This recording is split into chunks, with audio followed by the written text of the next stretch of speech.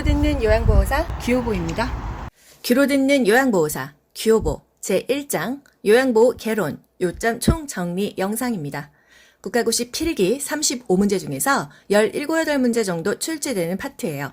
이 영상만 열공하셔도 필기 문제는 반 이상 맞을 수 있겠죠? 여러분, 화면 굳이 안 보셔도 돼요. 편하게 반복해서 듣다 보면 어느새 고득점으로 합격하실 거예요. 여러분 모두 합격! 가자! 좋아요 눌러주세요. 요양보호 대상자의 이해 중에서 노년계 특성이 굉장히 중요한데요. 노년계 특성을 알아야 대상자의 특성을 알 수가 있어요. 대상자가 거의 다 노년계이기 때문이죠. 신체적으로, 심리적으로, 사회적으로 특성들이 있는데요. 국가고시에는 심리적인 특성이 가장 많이 나왔습니다. 신체적으로는요, 다 나빠져요. 다 나빠지기 때문에 딱히 시험에 나올 게 없습니다. 세포의 노화, 뼈와 근육이 위축되고 키가 쪼그라들죠? 피와 지방이 감소돼요. 그래서 그냥 뼈 위에 가죽만 있으니까 장기간 누워있으면 욕창 발생 위험이 있다는 거예요. 또 면역 능력이 저하된다. 회복력이 저하되죠. 면역력이 떨어지면 질병이 발생했어도 급격하게 악화가 되고요. 면역력이 떨어졌다 했을 때 생각나는 질병 뭐 있으시죠? 대상포진도 면역력 떨어졌을 때 나타나잖아요. 잔존 능력이 저하된다. 남아있는 기능이 떨어집니다. 적응력도 떨어지고 일상생활도 어렵고요. 그래서 요양보호사가 대상자의 잔존 능력을 유지할 수 있게 하는 게 굉장히 중요하다고 해요. 또 회복 능력이 저하됩니다. 회복이 안 돼요. 한 번 다치면 너무 늦게 나요. 또 만성질환이 있는 노인은 합병증도 옵니다. 사소한 원인으로도 중증이 되기 때문에 회복 능력도 굉장히 떨어진다. 비가역적인 진행, 나이 먹고 50, 60 됐는데 예쁜 연예인 있나요? 인간의 노력으로 노화의 진행을 막을 수가 없습니다. 아무리 거스르고 싶어도 거스를 여기죠? 시간을 거스르고 싶다, 세월을 거스르고 싶다, 안 되죠. 나 돌아갈래! 그런다고 해서 돌아갈 수 있어요? 없죠. 신체적으로는 다 나빠진다는 거. 심리적으로는요, 증가하는 심리, 또 감소하는 심리가 있어요. 뭐가 증가할까요? 안 좋은 것들이 증가합니다. 그리고 좋았던 것들이 감소해요. 뭐가 있을까요? 일단 우울증 경향이 증가해요. 잠도 안 옵니다. 마음이 우울하니까. 밥맛도 없어요. 식욕 부진이 오죠? 밥을 못 먹으니까 체중도 감소되고 기억력도 떨어지고 흥미와 의욕이 상실됩니다. 그래서 노인의 우울증은 치매와 같다. 그래서 가성치매라고도 합니다. 내향성이 증가해요. 사회적 활동이 감소하고 사람들 만나기를 기피하니까 자꾸 내향적이 돼가는 거예요. 조심성의 증가. 결단이나 행동이 느려지고 매사에 너무 신중해지다 보니까 망설이게 돼요. 그래서 자기 의견을 못 냅니다. 그래서 결정 장애가 와요. 뭐를 물어봐도 대답을 못 합니다. 이게 바로 조심성이 증가돼서 그런 거예요. 34회 조심성이 나왔었고요. 35회 그리고 그 전에 수없이 많이 나왔던 것이 바로 경직성이에요. 경직되어 있다, 딱딱하다, 말랑말랑하지가 않다, 유연하지가 않다는 거죠. 자신에게 익숙한 습관적인 태도나 방법만 고수하고 새로운 변화를 싫어합니다. 겁이 나는 거예요. 도전적인 일을 꺼립니다. 스마트폰을 줘도요, 걸고 받는 거 외에는 다른 걸 못해요. TV만 볼 줄 알지 유튜브나 넷플릭스 보는 게 어려워요. 이게 바로 경직성이 증가돼서 그렇다는 거예요. 또 의존성이 증가한다. 나이 먹으면 애가 된다고 하잖아요. 애기들도 부모한테 얼마나 의존했어요. 신체적, 경제적, 정신적으로 또 사회적, 심리적, 정서적으로 다른 사람에게 더 많이 의존하게 됩니다. 나이 먹으면 자식한테도 의존하고 또 남편한테도 의존하고 더 많은 사람들에게 의존하게 된다는 거예요. 또 생에 대한 회고의 경향 증가. 그때 참 좋았었지.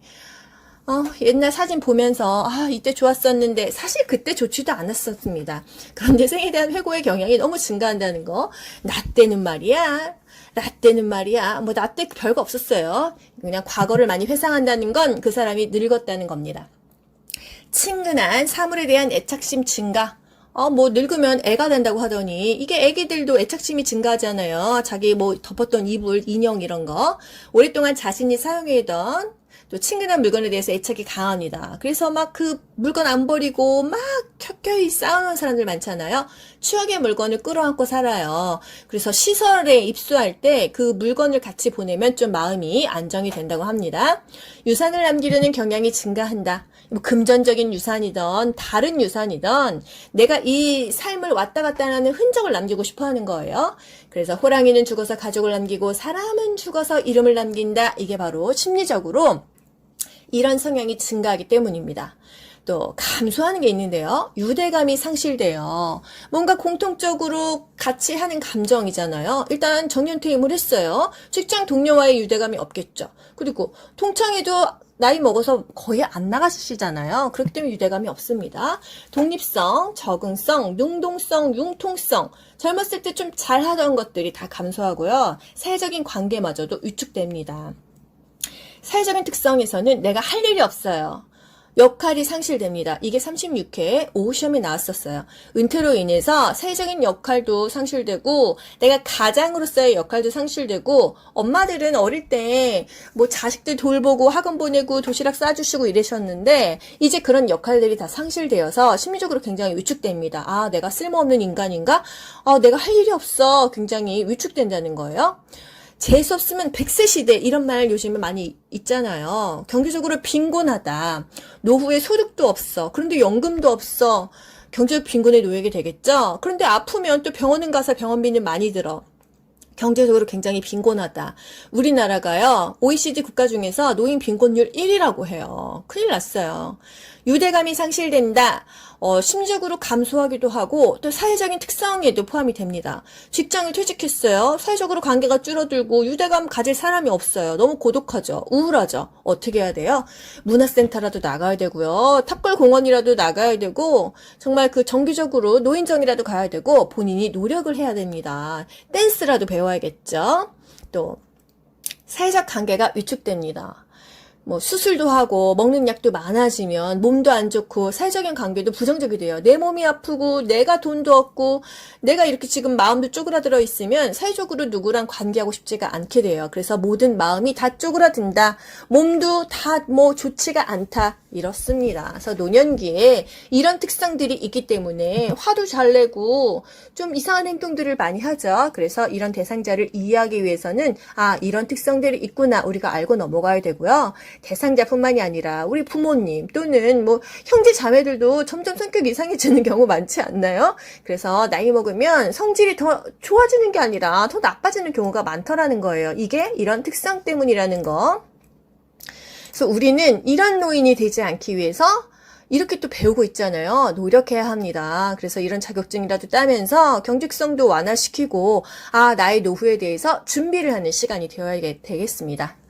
또 가족관계 변화와 노인 부양 문제에 대해서 볼 건데요. 일단 가족관계가 어때요? 옛날에는 한 집에서 엄마, 아빠, 자식들만 한 방에 다 같이 살고 또 뭐 결혼해서 나가서 살면서 뭐 또 부모님을 모시기도 하고 이랬잖아요. 요즘에는 어떻습니까?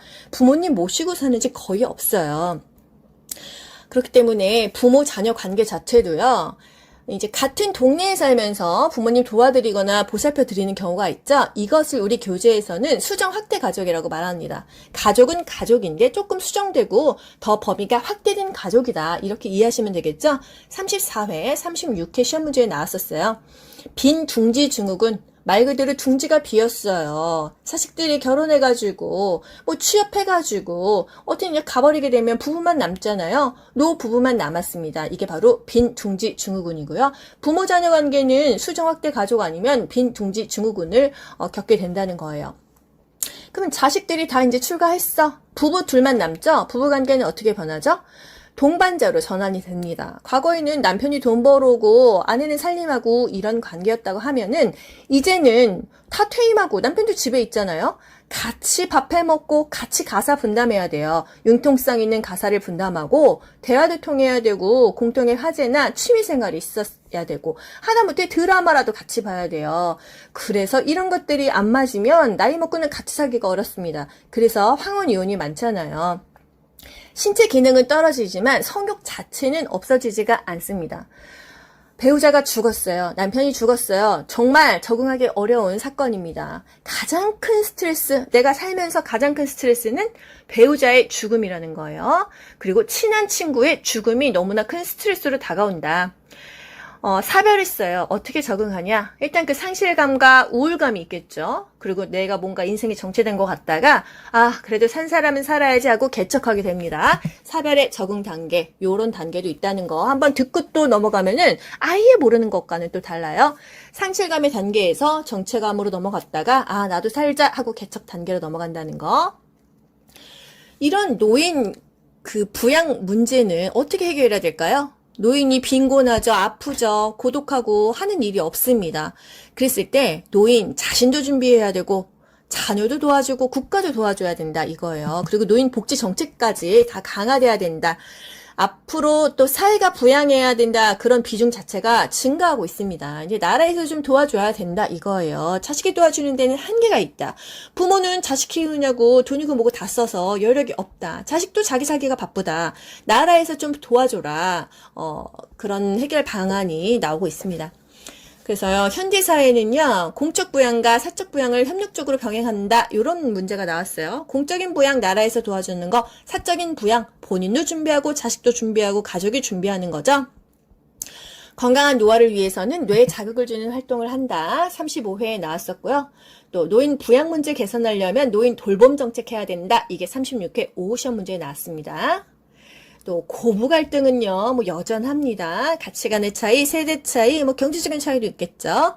또 조부모와 손자녀, 할머니 할아버지와 손녀, 손자 어떤 관계예요? 부모는요, 자식에 대해서 책임을 지고 의무감이 있기 때문에 훈계도 하지만요, 할머니 할아버지는 무한하게 사랑을 쏟아버리잖아요. 그래서 그 손자가 자존감이 올라가요. 그래서 긍정적인 자아 형성에 기여할 수가 있다는 거. 형제자매 관계, 어렸을 때는 언니가 더 예뻤어, 언니가 공부도 잘했어, 언니가 시집 잘 갔어, 서로 경쟁 관계였다면 이제 나이 먹고는 다 그냥 경쟁심도 없고 갈등도 줄어들고 같이 늙어가는 처지잖아요. 이해하고 서로 지지해주는 관계로 변화한다는 거. 여기까지요. 두 번째 파트, 요양보호 관련 제도가 뭐가 있고 어떤 서비스를 받을 수 있는지에 대해서 알아보도록 할게요. 노인장기 요양보험이 중요한데요. 이 보험이 도대체 어디에서 나온 거냐 거슬러 올라가면요. 노인장기 요양보험은 사회보험 중에 하나이다. 그럼 사회보험은 또 뭐야? 사회복지 분야에는 공공부조, 사회보험, 사회서비스라는 제도가 있는데 그 중에서 사회보험에서 노인장기 요양보험이 나오는 거예요. 그래서 한 번씩 다 보고 넘어가도록 할게요. 12번 사회복지 분야에는 공공부조, 사회보험, 사회서비스가 있다. 디테일하게 물어보지는 않지만요. 여러분 그냥 귀로 한번 들어보세요. 공공부조라는 거는요. 빈곤층한테 의료급여나 생활보장을 해주는 그런 제도입니다. 그래서 국가의 세금으로 빈곤층에게 정부에서 혜택을 주는 게 공공부조다. 또 사회보험은 국산, 건건호 이렇게 5가지가 있어요. 국민연금, 산재보험, 산업재해보상보험이죠. 건강보험, 국민건강보험이고요. 고용보험, 노인장기 요양보험이 있습니다. 우리가 직장을 다니면 4대 보험이 강제적으로 세금에서 떼서 나오거든요. 그게 바로 국산, 고고요. 노인장기 요양보험은 별도입니다. 물론 노인장기 요양보험 그 돈은요. 국민건강보험료에 포함이 되어 있어요. 그래서 사회보험에는 국산, 건고노 이렇게 5가지가 있다는 거. 그리고 사회 서비스는 국민이 다 받을 수 있는 게 아니라요. 법률이 정하는 특정인만 받을 수가 있습니다. 예를 들면 소년, 소녀, 가장이야, 또 조선가정이야, 장애인이야, 장애아동 또는 노인 이런 특정인에게만 어떤 복지 서비스를 제공하는 게 바로 사회 서비스예요. 그래서 국민연금, 산업재해보상보험, 국민건강보험, 고용보험, 노인장기 요양보험이 사회보험 중에 하나이다. 노인장기 요양보험은 65세 이상이거나 65세 이하라도 노인성 질병이 있다면 일상생활이 어렵다면 제공될 수 있잖아요. 이 제도의 목적은요. 결국은 그 불편한 국민들이 좀 편해지는 거겠죠. 일상생활이 어려운 노인의 가사나 신체 활동을 지원하는 게 목적이고요. 왜 지원하나요? 삶의 질을 높이기 위해서 지원을 하겠죠. 우리나라는 고령화 사회, 고령사회, 초고령사회 중에서 뭘까요? 현재 고령사회입니다. 그럼 고령사회는 노인이 몇 프로야? 14에서 20% 미만이라면 고령사회예요. 우리나라는 벌써 2018년도에 고령사회가 됐고요. 2026년도면 초고령사회로 넘어갑니다. 초고령사회는 노인 인구가 몇 프로야? 전체 대비 20% 이상이라는 거예요. 10명 중 2명은 노인이다. 5명 중 1명은 노인이라는 거죠. 그러면 고령화사회와 고령사회 이 퍼센트를 또 우리가 알고 넘어가야 되는데요. 헷갈리잖아요. 노인 인구가 7에서 14%면 714 세 글자죠. 고령화사회입니다. 노인 인구가요. 14에서 20% 1420이요. 네 글자잖아요. 고령사회입니다. 뭐 이렇게 외우자고요. 714 고령화사회 1420 고령사회 20%가 넘는다면 초고령사회이다. 이렇게 알고 넘어갈게요. 17번. 독립의 원칙, 참여의 원칙, 자아실현의 원칙, 보호의 원칙, 존엄의 원칙 나와 있는데요. 이게 뭐야? 노인 복지의 원칙이라는 거예요. 노인이 복지적으로 혜택을 받으려면 이런 5가지의 원칙을 좀 지켜줘라. 요건 누가 만들었어? 유엔에서 만들었다고 합니다. 유엔 총회에서 노인을 위한 유엔의 5가지 원칙을 만들었습니다. 이게 국가고시에 나오지는 않아요. 최근에는 나오지 않았습니다. 하지만 한번 또 알고 넘어가는 거랑 아예 모르는 거랑은 또 다릅니다. 요즘 국가고시가요. 꼭 중요하다고 했던 그 포인트에서만 나오는 건 아니에요. 어떤 국가고시나 마찬가지입니다. 항상 중요하다고 했던 거에서 60%, 70%, 또 약간 변두리에서 20, 30%가 나오기 때문에 알고는 있어야 된다. 독립의 원칙, 20살이 넘으면 독립하듯이 노인도 독립의 원칙을 하려면 소득이 있어야 됩니다. 일할 기회가 있어야 또 소득이 있겠죠? 일할 기회를 갖거나 소득이 있어야 된다. 이게 독립의 원칙이고요. 가능한 한 오랫동안 가정에서 살 수 있어야 된다. 나이 먹으면 뭔가 몸이 불편하면 자식들이 다 못 돌보기 때문에 요양원 어떤 시설에 보내잖아요. 오랫동안 가정에서 살 수 있어야 된다. 그래야 독립적으로 이 한 인간으로 살 수가 있다. 이게 바로 노인의 독립의 원칙이라는 거예요. 또 참여의 원칙, 뭔가 자꾸 참여하라는 거죠. 자원봉사를 하던 나의 이 기술이나 지식을 젊은 세대와 공유해라. 이런 사회활동을 좀 해라. 참여해라. 우울하게 집에만 있지 말고 뭔가 노력을 해라. 이런 의미예요. 또 자아실현의 원칙. 잠재력을 개발하고 남은 시간 여가 서비스를 좀 이용해라. 이게 바로 자아실현의 원칙이고요. 그동안 돈 버느냐고 아무것도 못했다면 이제 서예도 배우고 그림도 배우고 댄스도 배우고 제2인생 2막을 시작하세요. 이게 바로 자아실현의 원칙이겠죠. 보호의 원칙, 인권을 보호합니다. 자유를 보호합니다. 보호 및 치료, 시설, 거주 시 기본적인 인권과 자유를 누릴 수 있어야 된다. 이게 보호의 원칙이에요. 보호해줘야 된다. 인권을 보호해라. 자유를 보호해라. 이게 보호의 원칙이고요. 학대로부터 자유로워야 되는 것은 존엄입니다. 학대하고 또 공정하지 못한다면 존엄의 원칙이 위배되잖아요. 학대로부터 자유로워야 된다. 차별 대우가 없어야 된다. 공정하게 대우받아야 된다. 경제적으로 기여 못하더라도 그래도 또 인간으로서 존엄의 원칙을 존엄해줘야 된다 이겁니다. 독립의 원칙, 참여의 원칙, 자아실현의 원칙, 보호의 원칙, 존엄의 원칙. 이것도 또 연결하라고 할 수 있어요. 한번 느낌으로 찍어보자고요. 소득이 있어야 된다. 독립의 원칙이죠. 오랫동안 가정에서 살 수 있어야 된다. 독립의 원칙이에요. 공정하게 대우받아야 된다. 인간의 존엄성이죠. 존엄의 원칙. 또 인권과 자유를 누릴 수 있어야 된다. 인권 하면은 인권을 보호해줘야 되는 거예요. 인권 보호, 보호의 원칙. 또 여가 서비스를 이용하고 자기 개발해야 된다. 자아실현의 원칙이에요. 젊은 세대랑 공유하고 자원봉사해야 된다. 참여의 원칙입니다. 이렇게 한번 또 듣고 넘어가면 달라요. 22번 노인 복지 사업의 유형에 뭐가 있냐? 노인 복지를 위한 어떤 사업에는 노인 돌봄 종합 서비스, 또 학대 피해 노인 전용 쉼터, 노인 보호 전문기관, 치매 안심센터, 장기 요양요원 지원센터, 노인 여가활동 등이 있습니다. 노인 복지관이요. 노인을 돌보는 종합적인 서비스 뭐가 있냐? 돌봄 서비스가 필요한 사람이 이 종합 서비스를 받게 되는데요. 일단 만 65세 이상의 노인이어야 돼요. 또 독거노인, 또는 고령, 75세 이상의 고령이고 부부 노인 가구 중에서 그 소득을 고려합니다. 이런 기준으로 종합 서비스를 받을 수가 있다 이거예요. 학대 피해 노인 전용 쉼터, 말 그대로 쉼터예요. 청소년들도 집에서 가출한 청소년들을 쉼터 가잖아요. 노인도 마찬가지로요. 학대 피해 노인은 전용 쉼터에 가서 이 노인을 일정 기간 보호해주고 심신치유 프로그램을 제공하는 사업이 있다. 또 노인 보호 전문기관, 학대 노인을 우리가 발견했어 신고하잖아요. 어디에 신고합니까? 노인 보호 전문 기관에 신고해요.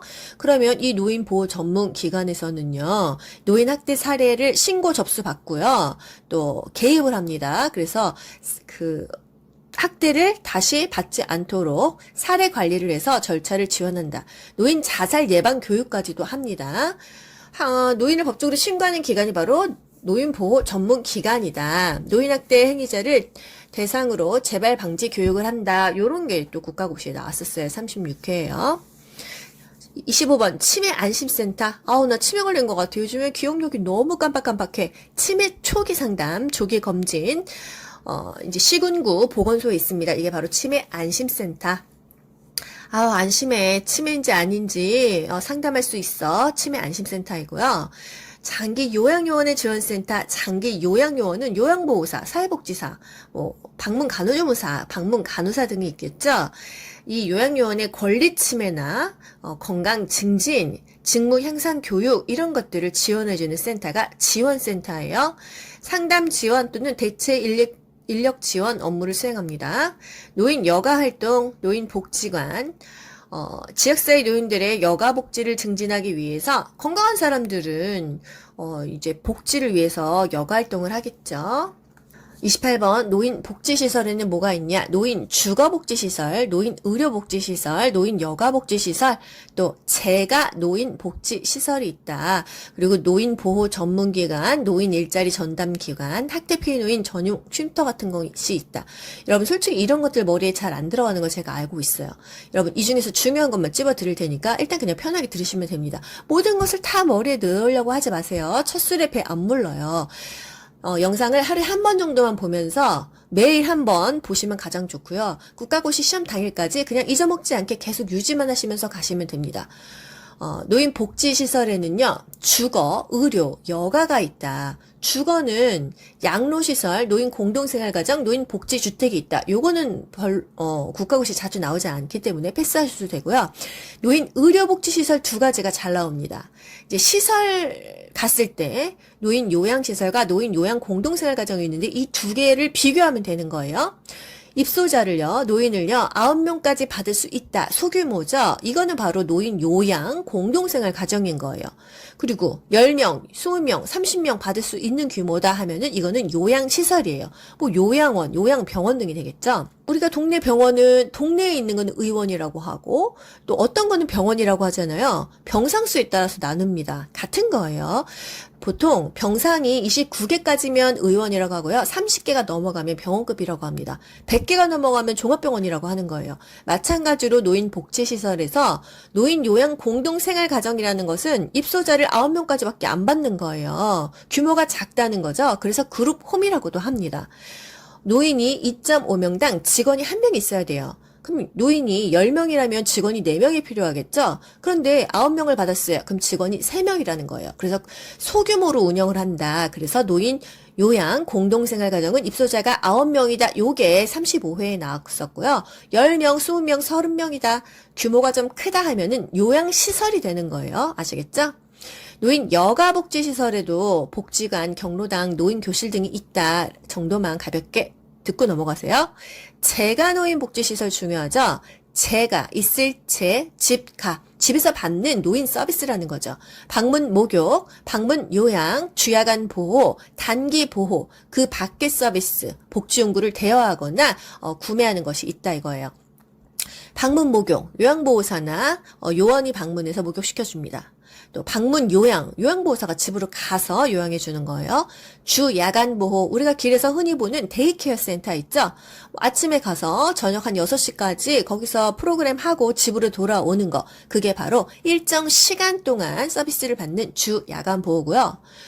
만약에 부모님이, 엄마가 만약에 등급 뭐 5등급이신데, 아들이 혼자 이제 모시고 있었어요. 그런데 해외 출장 일주일 잡힌 거죠. 그럼 어떻게 해요? 단기 보호시설에 어머니를 맡겨야 되는 거예요. 일정 기간 동안 맡깁니다. 근데 이게 왜 제가 시설이야? 제가 서비스야? 제가 서비스는 집에서 받는 서비스라며. 근데 시설로 가는 거잖아? 여러분, 한 달은 30일이에요. 30일 중에서 며칠 못 맡깁니다. 그렇기 때문에 일정 기간 맡기고 나머지 더 많은 시간은 집에서 자잖아요. 그래서 이것은 재가 시설에 들어가는 거예요. 재가 서비스이다. 또 그 밖의 서비스, 복지용구를 대여하는 것, 이게 바로 재가 노인 복지시설이라는 것입니다. 또 30번 노인 보호 전문기관이 복지 사업의 유형이다 이랬는데요. 노인을 보호하는 전문기관이야. 중앙이 있고 지방이 있어요. 각각 하는 일이 조금 다릅니다. 노인 일자리 전담기관, 일자리를 알아봐주는 거죠. 인력을 개발하고 일자리를 지원하고 취업을 알선합니다. 학대 피해 노인 전용 쉼터. 학대받는 노인이 쉼터에 가서 보호와 숙식을 제공받고 심신치유 프로그램까지 제공받습니다. 요 정도예요. 여기서 중요한 거 뭐 있어요? 의료복지시설에는 두 개가 있다. 노인 요양시설과 노인 요양 공동생활가정이 있다. 둘 다 요양이죠? 노인 똑같죠? 그냥 시설이냐, 공동생활가정이냐 이거예요. 규모에 따라서 나눈다. 9명까지면 공동생활 가정이고 10명이면 20명이면 30명이면 그렇다면 요양시설이다 이겁니다. 그리고 주야간 보호는 일정 시간 동안, 단기 보호는 일정 기간 동안 서비스를 받는 것이다. 요 정도요. 33번 요양보호 업무의 목적. 우리가 요양보호사로서 방문 요양을 합니다. 그 목적은 뭐죠? 대상자의 신체 기능을 증진시키고 그들의 삶의 질을 향상하는 데 있어요.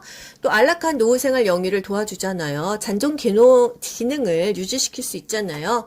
또 보험자와 가입자가 누구냐? 이 노인 장기 요양 보험 제도의 보험자는요. 건강보험공단입니다. 보험자는 보험공단이에요. 보예요. 보험자는 돈을 받아 먹고 돈 쓸 일이 있을 때 돈을 내주는 사람이 보험자고요. 가입자 또는 피보험자는요. 국민이에요. 우리가 돈을 내잖아요. 건강보험 저 같은 경우에도 지금 9만 원 정도 내고 있거든요. 그 안에 노인장기 요양보험제도가 한 7%, 한 8천 원 정도가 들어가 있더라고요. 그래서 보험자는 보험공단이고 가입자는 국민이다. 국내 거주하는 국민 또는 재외국민. 외국 사람인데 우리나라에 있어. 체류 외국인이야. 그래도 혜택 받아요. 또는 외국인인데 대통령령으로 정하는 사람까지 다 혜택을 받을 수가 있다. 이 공단은요. 장기요양보험료와 건강보험료를 통합 징수하고 별도 운영합니다. 돈은 같이 받아요. 건강보험료에 운영만 별도로 한다는 거예요.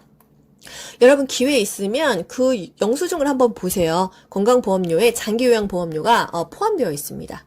35번 노인 장기 요양 급여의 대상자가 누구냐? 이 급여를 받을 수 있는, 이 서비스를 받을 수 있는 사람이 누구냐는 거예요. 급여란 말을 서비스로 대체하면은 이해가 쉽습니다. 65세 이상이면서 거동 불편하고 일상생활이 어려우면 일단 등급 신청을 할 수가 있어요. 65세 미만이라도요. 노인성 질환이고 거동이 불편하고 일상생활이 어렵다면 가능합니다. 노인성 질환 뭐 있어요? 치매, 파킨슨, 또 뇌졸중, 뇌출혈 이런 뇌혈관 질환이 있어요. 또 병원에 입원했다 그러면 혜택을 받을 수 없습니다. 왜? 이미 그 건강보험료 혜택 받고 있잖아요. 그렇기 때문에 퇴원한 다음에 요양급의 대상자가 되는 거예요. 뭐 또 옆에 이제 예시 많이 들어드렸는데요. 뇌경색으로 일상생활이 어렵다 하면은 나이 상관없이 가능하죠. 요게 36회 오전 시험에 나왔어요. 뇌경색으로 거동이 불편해. 그럼 나이가 상관없고요. 파킨슨으로 거동이 불편해. 노인성 질환이니까 상관이 없겠죠. 교통사고로 신체 활동이 어려워. 교통사고는 65세 이상만 혜택을 받겠죠. 노인성 질환이 아니잖아요. 결핵으로 신체 활동이 어려워. 결핵은 노인성 질환 아니니까 65세 이상만 혜택을 받겠다. 포인트 아시겠나요? 65세 이상이라면은요, 질병명이 상관이 없어요. 결핵도 되고 교통사고도 됩니다. 거동이 불편하고 일상생활만 어려우면 그 대상자가 될 수가 있고요. 65세 미만이라면 거동 불편하고 일상생활이 어렵다면 노인성 질환자는 해주겠다 이거예요. 만약에 95세야, 거동 불편하지 않아. 그럼 혜택 안 줍니다. 65세 이상이어도 건강한 사람은 혜택을 안 주고요. 불편한 사람만 준다 이거예요. 36번 장기요양 인정 신청 절차. 어떻게 이 등급을 받을 수 있냐? 어디다 신청하냐? 건강보험공단에다가 신청을 해요. 그러면 공단에서 직원이 집으로 방문을 합니다. 한 쉬운 두 가지의 항목에 대해서 체크를 해요. 그리고 나서 의사소견서를 제출하라고 해요. 그러면 보통 이 병원에 가면은요, 의사들이 전산으로 그 의사소견서를 입력을 합니다. 그럼 바로 공단으로 넘어가요. 공단에서 이제 이런 서류를 다 받았잖아요. 최종 등급 판정을 어디서 해요? 등급판정위원회에서 개최를 하고요. 이 등급을 이제 줍니다. 장기요양 인정자는 1등급, 2등급, 3등급, 4등급, 5등급 또는 인지지원 등급을 받아요. 등급 외로 복지를 이제 받는 사람들도 있고요. 노인 요양시설에서 대상자에게 장기요양 급여를 제공한 후에 비용을 청구하는 곳이 어디냐? 비용 청구는요, 공단에다가 합니다. 이 시설에서 보통 시설로 가면은 우리는 20% 내잖아요. 집에서 제가 급여는 15% 정도 내잖아요. 그러면 20% 여기서 조세가 20%가 와요. 그럼 나머지 60%는 누가 냅니까? 공단에서 커버를 해주잖아요. 그렇기 때문에 이 시설에서는 비용 청구를 국민건강보험공단에다가 하는 거예요. 등급 판정 결과 1등급, 2등급, 3등급, 4등급, 5등급 몇 점이냐 요거 국가고시에 최근에 나오지 않았었지만 알고는 있어야 됩니다. 전 1등입니다. 전적으로 도움이 필요하면은요 1등급이에요. 전 1. 전적으로 도움이 필요한 사람은 1등급이다. 이상하죠? 2등급은요 상당 부분 도움이 필요한 사람이에요. 3분만 시간을 주세요. 3등급은요 부분적으로 도움이 필요한 사람이고요. 사정이 있거든요. 4등급은요 일정 부분 도움이 필요한 사람입니다. 요렇게 나올 수가 있어요. 전적으로 도움이 필요하며 점수가 몇 점 이상이다 하면은 1등급이죠. 또 부분적으로 도움이 필요하며 하면은 일단 3분만 하니까 3등급이 되는 거예요. 일정 부분 도움이 필요하며 그러면 사실 점수를 몰라도 일정 부분이야 사정이 있거든요. 4등급 이렇게 아시면 돼요. 점수 따로 외워볼게요. 제가 길을 가고 있었는데 앞에 있는 남자가 키가 너무 큰 거예요. 그래서 저기요 실례하지만 키가 몇 센치 정도 되세요? 그랬더니 이 남자가 195cm입니다. 이랬어요. 1등급은 95점 이상이에요. 발 사이즈도 크시겠네요. 발은 몇이세요? 했더니 275예요. 이러시더라고요. 그래서 2등급은 75점 이상이면 됩니다. 그럼 1등급은 95점 이상이고 전적으로 도움이 필요한 사람이겠죠? 2등급은 75점 이상이면서 상당 부분 도움이 필요한 사람이에요. 농구공을 들고 있었는데 이 공의 각도는 그랬더니 360도죠. 이랬어요. 3등급은 60점 이상이다. 3등급은 60점 이상이고 3분만 부분적으로 도움이 필요한 사람이겠구나. 4등급은요. 51점 이상이다. 일정 부분 도움이 필요한 사람이다. 451에 545. 남자한테 이제 전화번호 알려달라고 했더니 남자가 451에 545 이랬어요. 이렇게 해서 여러분들이 머리에 많이 들어가신다고 해서 제가 다시 요 예를 들어드렸습니다. 키는 195, 1등급은 95점 이상, 신발은 275, 2등급은 75점 이상, 3등급 공의 각도는 360도, 3등급은 60점 이상이다. 요거 3개만 외우면 사실 끝나지 않습니까? 4등급은 51점 이상, 5등급은 45점 이상. 이제 치매인데 조금 경증이라면 5등급을 줍니다. 장기요양 유효기간 최소 2년 이상이다 그랬어요. 2년 후에 다시 등급 판정 받아야 된다. 예를 들어서 1등급을 받았습니다. 2년 후에 다시 등급 판정 받아요. 근데 또 1등급이 나오면 그 다음에는 4년 후에 받으면 돼요. 그리고 2, 3, 4등급은요. 2년 후에 받았는데 똑같은 등급이야. 그러면 3년 후에 받습니다. 5등급은요. 2년 후에 받았는데 또 5등급이야. 그래도 2년 후에 받아요. 그래서 최소 2년 이상 3년, 4년 이렇게 등급을 받는다 이 얘기입니다. 장기요양 등급 판정은 언제 나와요? 신청하고 한 달 안에 나옵니다. 제출일로부터 30일 전에 나오고요. 또 이의제기를 하려면 통보일로부터 90일 이내, 3달 이내에 해야 돼요. 우리 엄마 4등급 나올 줄 알았더니 5등급 나왔어. 1등급 나올 줄 알았더니 3등급 나왔어. 다시 이의제기하고 싶잖아요. 이 통보받은 날로부터 3개월 이내, 90일 이내에 이의제기 해야 되고요. 갱신을 해야 되잖아요. 지금 2년 됐어. 2년 됐는데 2년 되기 좀 전에 갱신해야 될 거 아니에요. 언제부터? 끝나기 3개월 전부터 한 달 전까지를 기억하세요. 90일 전부터 30일 전에는 이제 갱신 신청을 해야 연장이 되더라는 거예요. 38번 장기 요양 급여의 종류에 대해서 알아볼게요. 재가급여, 시설급여, 특별현금급여가 장기 요양급여의 세 가지예요. 재가급여, 집에서 받는 서비스죠. 시설급여, 시설 가서 받는 서비스예요. 특별현금급여, 특별히 현금으로 받는 거예요. 재가급여에는 방문 요양, 방문 목욕, 주야간보호, 단기보호, 그 밖의 서비스 아까 배웠었죠? 이 중에서 방문 간호가 하나 나타났습니다. 이거는 재가급여의 종류에는 있지만 이 재가노인 복지 시설에는 없다는 거예요. 뭔 말이야? 서비스의 종류에는 포함되어 있지만은요, 이게 꼭 노인 복지 시설로 다 받을 수 있다는 건 아니다. 그냥 알고만 계세요. 모르시겠으면 패스하시면 됩니다. 일단 재가급여의 종류는 방문 목욕, 방문 요양, 주야간 보호, 단기 보호 그 밖에 복지연구 대여하는 것들이 있다. 이 복지연구 대여가 36회 오후 시험에 나왔었어요. 방문 간호. 방문 간호조무사, 방문 간호사, 치의생사가 방문을 해서 대상자를 케어합니다. 병원 가기도 힘들잖아요. 그러니까 방문해서 케어를 하는데요. 장점은요, 집에서 받을 수 있잖아요. 친숙한 환경이고, 뭐 평소 생활 공간이기 때문에 좋다. 그런데 단점은 좀 서비스가 단편적이기 때문에 긴박하거나 긴급한 상황에서는 신속한 대응이 어렵다는 거죠. 의사가 없으니까요. 또 시설급여는요. 노인 요양시설, 노인 요양 공동생활 가정이 있다고 했잖아요. 또 서비스가 종합적으로 제공받을 수 있지만 단점은 뭐예요? 사람들이 다 모여 있잖아요. 개인 중심 생활이 어렵다. 그리고 가족이나 친구, 형제가 떨어져 있어서 좀 소외된다. 요양원 갔어. 그러면은 사실 면회도 어렵고 특히 코로나 요즘 같은 때는 면회 자체가 안 되기 때문에 굉장히 소외되고 있죠. 그 안에서 학대를 당하는지 여부도 모르고 대상자들이 만약에 치매야 그러면 전화도 걸고 받는 것도 잘 못할 수 있잖아요. 그런 좀 단점이 있다는 거. 특별 현금 급여. 재가급여와 시설급여를 받을 수 없을 때 특별현금급여를 지급합니다. 특별현금급여에는요, 가족요양비, 특례요양비, 요양병원 간병비가 있어요. 이 중에서 실질적으로 하고 있는 거는 가족요양비라는 거, 도서지역, 벽지, 되게 외진 지역이에요. 요양기관 부족하겠죠? 요양보호사도 부족하겠죠? 이런 지역에 거주하면서 가족으로부터 이런 방문 요양에 비슷한 이런 상당한 급여를 받는다면은 가족한테 그 요양비를 지급한다는 거고요.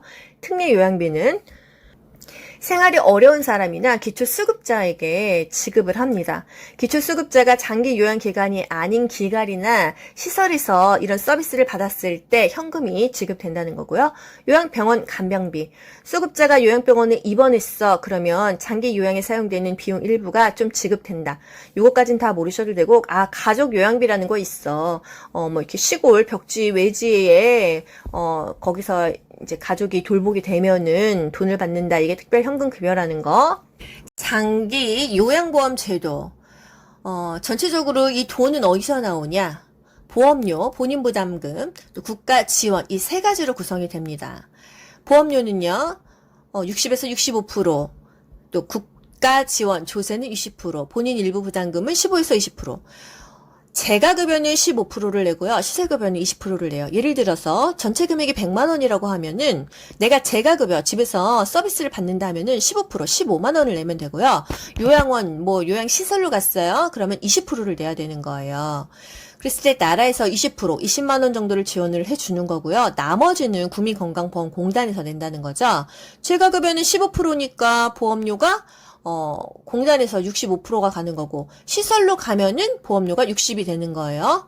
저소득층, 의료급여 수급권자 등은 법정 본인 부담금의 몇 프로를 경감해 주죠? 40%에서 60%, 40%, 50%, 60%를 경감해 주고요. 국민기초 수급권자는 본인 부담금이 없지만 단 비급여 항목, 미용실, 이발비 이런 거 있잖아요. 본인이 전액 부담한다. 이게 36회 5호 문제에 나왔습니다. 기초수급권자는 본인 부담 금액조차 없다. 그런데 비급여 항목이라면 본인이 전액 부담해야 된다. 이거예요. 43번 장기 요양 기간의 서비스 절차. 이 서비스 어떻게 받냐? 기간 가려면 일단 신청하고 방문 상담합니다. 계획한 다음에 계약을 하는 거예요. 어떤 계획을 먼저 플랜을 짜고 나서 계약한다. 요 순서도 물어보죠. 서비스 계획을 수립한 다음에 계약을 합니다. 사인은 마지막에 하는 거예요. 장기 요양 인정서와 개인별 장기 요양 이용 계획서를 비교하셔야 되는데요. 인정서에는 등급이 나오고 유효 기간이 나옵니다. 원래는 표준장기 요양 이용 계획서를 배웠잖아요. 2021년 6월 30일에 개정이 됐어요. 표준이란 말이 그냥 뭐 다 누구나 스탠다드하게 사용해라 그런 의미여서 그런지 개인별이라는 말로 바뀌었습니다. 개인별 장기 요양 이용 계획서. 인정서는 등급이 나옵니다. 몇 등급. 그러면 이 등급 받은 걸로 우리가 시설 또는 재가 이용해야 되잖아요. 개인별 이용 계획서에는요. 본인 부담금이 얼마인지 또 서비스의 종류, 횟수, 비용, 월 한도액에 대해서 나옵니다. 그러니까 돈에 관련된 얘기가 나오면 개인별 이용 계획서다. 등급이 나오면 인정서다. 이렇게 비교하시면 되겠어요. 신법 우선의 원칙에 의해서 최신법 개인별 장기 요양 이용 계획서가 맞을 텐데요. 만약에 문제의 표준장기 요양 이용 계획서로 나와도 여러분은 아셔야 돼요. 그래서 개인별이든 표준이든 이용하는 계획서이다 하면은 본인 부담률이나 비용, 돈 얘기가 나오고요. 인정서다 하면은 등급이 나옵니다. 인정서와 이용 계획서 비교하실 수 있으시겠죠? 개인별 장기 요양 이용 계획서로 변경되었다는 거 한 번 더 짚고 넘어가세요. 46번 국민건강보험공단 사업 운영을 어떻게 하냐. 만성질환이 있는 등급 외자 또는 서비스가 필요한 노인을 대상으로 사업을 한다. 만성질환자 사례관리 사업도 하고 노인 건강관리 사업도 한다. 이게 아마 국시 나와서 짚어드리는 거예요. 뭐 노인 체조나 스케이트, 게이트볼 등을 운영하는 노인 건강관리 사업은 국민건강보험공단이 한다는 거. 또 만성질환자 관리를 하는데 건강관리, 의료이용 정보 제공, 생활습관 개선 이런 상담 서비스를 다 국민건강보험공단에서 사업을 운영해서 제공한다는 거죠. 매슬로의 위기적 욕구 5단계 그냥 편하게 들으세요 여러분. 요게 국가고시에 막 잘 나오는 거는 아니지만 그냥 알고는 넘어가야 된다. 위기적 욕구 5단계 인간의 욕구에는 5개의 단계가 있다. 하위 욕구로부터 상위 욕구로 간다는 거예요. 하위 욕구가 채워졌을 때 상위 욕구로 간다는 건데요. 1단계는 생리적인 욕구입니다. 우리가 먹고 마시고 또 싸는 거, 배고픔, 목마름, 배설, 수면, 성욕 이런 것들이 생리적인 욕구, 본능적인 거. 2단계는 안정의 욕구. 이제 배고픈 게 해결이 됐어. 난 좀 안정되고 싶다는 거예요. 신체나 정신이 고통이나 위험으로부터 안전하기를 추구하는 단계. 3단계는요. 사랑과 소속의 욕구, 소속돼서 사랑받고 싶어하는 단계. 4단계는 존경의 욕구, 타인한테 인정받고 존중받고 싶어집니다. 이제 배가 부르면 점점 이렇게 존중받고 인정받고 뭔가 그런 이성적인 단계로 넘어가는 거죠. 5단계는 맨 마지막 자아실현의 단계입니다. 위기적 욕구가 가장 상위적인 욕구다. 자기 만족을 위한 욕구이다. 생리적인 욕구가 만족되고 좀 뭔가 안정되고 소속이 된다고 하면 존경도 받고 싶고 내가 스스로 자기 만족도 하고 싶다. 이게 바로 인간의 욕구라는 거. 우리가 이제 요양보사로 나갔을 때 이런 욕구가 있다는 거 알고 넘어가죠. 노인장기 요양보험에 표준 서비스가 있어요. 우리가 이제 요양보사 나갔을 때 어떤 서비스를 제공하냐 이거예요. 개인 활동 지원 서비스, 일상생활 지원 서비스, 신체활동 지원 서비스, 정서 지원 서비스, 치매 관리 지원 서비스가 있습니다. 이름이 기니까 포인트만 찝어서 공부할게요. 개인 활동 지원 서비스. 개인적인 활동을 지원하는 거예요. 대상자가 뭘 부탁했어. 그러면 집 밖에서 하는 일을 개인활동 지원 서비스로 집어넣으시면 됩니다. 외출 시에 동행하는 거, 또 일상 업무를 대행하는 거, 은행 가는 거, 약 타고 오는 거, 병원 같이 가고, 관공서 가고, 물건 사러 가고 요런 것들이 바로 개인 활동 지원 서비스라는 거예요. 관공서 가는 거 뭐라고요? 개인 활동 지원 서비스다. 이게 바로 36개에 나왔었고요. 집 안에서 밥하고 빨래하고 청소하고 이게 바로 일상생활 지원 서비스입니다. 생활이잖아요. 밥 먹고 치우는 거는. 그리고 밖에서 활동하는 거 요거 2개 비교하시면 돼요. 신체 활동 지원 서비스는요. 신체가 들어갔잖아요. 스킨십이 필요하다. 구강관리, 식사도움, 체위 변경 다 몸이 맞닿아야 돼요. 관절의 구축 예방, 화장실 이용 돕기 다 몸이 닿아야 되는 것은 신체 활동 지원 서비스예요. 정서 지원 서비스. 말벗, 격려, 위로, 상담, 의사소통 하는 게 다 정서 지원입니다. 정서 지원, 가사 지원은 60분 이하죠? 생활 상담했어. 이것도 정서 지원 서비스라는 거예요. 상담하고 위로하고 대화 나누고 이런 것들이 정서 지원 서비스이다. 35회에 나왔었고요. 치매는요, 행동 변화에 대처해야 돼요. 치매 초기, 중기, 말기에 따라서 대상자의 행동이 변하고 그것에 따라서 또 우리가 응대를 다르게 해야 되잖아요. 행동 변화에 대처해야 된다. 인지 자극은 60분 이상 해야 돼요. 1시간 이상 해야 돼요. 또 응급 상황에 대한 대처, 시설 환경 관리, 방문 목욕 이런 것들이 바로 치매 관리 지원 서비스, 행동 변화 대처 서비스가 되겠습니다. 요양보호사가 하지 않는 서비스 뭐 있어요? 기능 회복 훈련, 간호처치, 의료행위 이런 거 하지 않죠. 기능 회복 훈련, 왠지 할 것 같은데 이거는 물리치료사가 하면 되겠죠? 요양보호사 서비스 제공의 원칙, 대상자가 자립할 수 있도록 지원한다. 이게 36회 오전 문제였어요. 스스로 잔존 기능을 유지할 수 있도록, 자립생활을 할 수 있도록 지원하는 것이 굉장히 중요하다. 우리가 다 해주면 결국은 노인은 스스로 할 수 있는 게 아무것도 없다는 거죠. 삶의 질이 떨어지겠죠? 요양보호 서비스 유형별 대처 방안. 이제 모아봤습니다. 이제 여러분 이거는 좀 편하게 들어보시면 돼요. 회음부 세척을 거부해 어떻게 해야 될까요? 물수건을 이용해서 한번 스스로 해보시겠어요? 이렇게 하는 거예요. 한 가지 옷만 입으려고 고집해 어떻게 해요? 그 한 가지 옷은 빨지를 못하잖아요. 그래서 대상자 가족하고 상의해서 비슷한 옷을 추가로 구입해가지고 그 옷을 번갈아 가면서 입게 하면 되겠죠. 또 요양보호사가 방문할 때마다 매번 목욕하겠다고 옷을 홀딱 벗고 알몸으로 기다리고 있어요. 어떻게 해요? 오늘은 목욕 서비스가 없어요. 이렇게 설명하고요. 옷을 입도록 하는데 단호하게 말한다. 이렇게 교재에는 나와 있는데 사실 성적으로 나한테 피해를 줬을 때 단호하게 합니다. 근데 이제 옷을 한 번 정도 벗었을 때는 입혀주면 되는데 계속 방문할 때마다라고 했잖아요. 때마다 계속 반복한다고 하니까 여기서 단호하게 한 거예요. 또 화장실 가기 싫어해요. 움직임이 싫어서 기저귀를 자꾸 쓰려고 합니다. 기저귀는 최후에 보루라고 했어요. 한번 기저귀 쓰면 그 다음부터는 삶의 질이 떨어지죠. 욕창도 생기고요. 이동변기를 이용하도록 도와줘야 돼요. 기저귀를 쓰려고 한다면 최대한 뒤로 밀어야 된다. 또 기저귀 안으로 손을 자꾸 집어넣어요. 화를 냅니까? 여기가 아플 수도 있잖아요. 음부에 습진이나 발진이 있는지, 몸에 이상이 있는지를 확인합니다. 또 대상자가 변비야 관장해달라고 하면 우리 해주면 돼요. 관장은 의료행위라서 요양보호사 업무가 아니에요. 그리고 의료진과 상의하면 되겠습니다. 마비가 있는 대상자가 누운 자세에서 식사를 하려고 한다면 어느 자세를 해야 될까요? 건강한 쪽, 마비가 없는 쪽을 아래쪽으로 하게 해가지고 지탱을 하고요. 건강한 쪽으로 밥을 먹어야 됩니다. 건강한 쪽으로 밥을 먹는다, 건강한 쪽으로 짚고 일어난다 이런 것들이 답이에요. 가족의 식사 조리와 손주의 간식을 만들어주기를 요구한다. 또 목욕 서비스를 위해서 방문했는데 집 청소 좀 해주세요 부탁한다. 뭐라고 해야 되죠?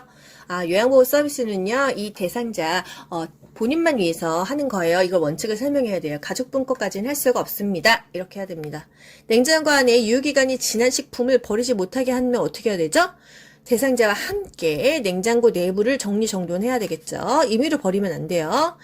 또 고액과 관련된 은행 업무를 맡겨서 부담이 된다면 가족과 함께 동반하거나 대상자랑 같이 은행을 가면 됩니다. 고액일 경우에요. 고액이라는 게 적어도 한 1,000만 원, 요즘에는 문제의 소지가 없으려고 한다면 100만 원도 같이 가는 게 좋겠죠. 근데 실제로 5만 원, 10만 원 찾아달라는 경우가 있다고 해요. 그런 거는 가능합니다. 요구한 물건을 사는데 마음에 들지 않는다고 하면 같이 가서 하는 것이 가장 좋아요. 상품을 명확하게 설명하지 못하거나 말을 잘 못할 수 있거든요. 같이 가서 직접 고르게 하는 것이 가장 좋다고 합니다. 또 요양보호사의 역할 중요하죠. 우리가 대상자한테 어떤 역할을 해줄 수가 있냐. 숙련된 수발자, 정보 전달자, 관찰자의 역할, 또 말벗, 상담자, 동기유발자, 옹호자의 역할을 할 수 있다. 요런 거는 어떤 역할이냐 이렇게 연결하면 되는데요. 일단 관찰자의 역할이 2번이나 시험에 나왔어요. 대상자를 잘 관찰한다, 변화를 살핀다, 변화를 확인한다. 이게 바로 관찰자의 역할이겠죠. 바이탈이 뭐예요? 호흡, 맥박, 혈압, 체온 이런 것들, 이런 변화와 투약, 약 먹는 거, 증상, 심리적인 변화까지 관찰하는 게 관찰자의 역할이다. 숙련된 수발자, 요양보호 서비스를 능숙하게 지원하는 거고요. 정보 전달자, 대상자의 신체 심리 정보를 전달한다. 가족, 시설장, 관리 책임자, 간호사, 의료기관, 의료진한테 전달을 한다 이거예요.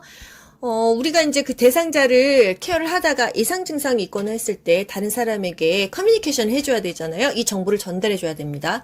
또 말벗 상담자, 의사소통 기법을 활용해서 대상자와 관계를 형성하고 대상자의 안위를 도모한다. 또 동기 유발자, 대상자가 능력을 최대한 발휘하도록 동기를 유발하며 지지한다. 아우 잘하시네요.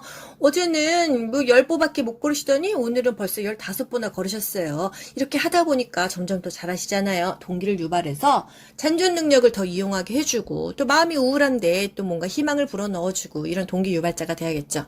옹호자의 역할, 학대받고 소외받고 차별받는 대상자의 편을 들어주고 지지해줍니다. 옹호자의 역할이다. 그래서 요양보호사의 역할이 굉장히 중요하죠. 우리가 그 대상자 물론 돈 벌려고 일을 하고는 있지만요. 굉장히 중요한 역할을 하고 있다. 숙련된 수발자, 정보를 전달하는 그런 역할. 대상자에게 어떤 문제가 있을 때 우리가 정보 전달을 빨리빨리 하면은 후유증이 적겠죠. 또 관찰자, 항상 수시로 관찰한다. 말벗도 해주고 상담도 해주고 그 사람의 동기를 유발해주고 대상자의 편을 들어주는 옹호자의 역할을 한다.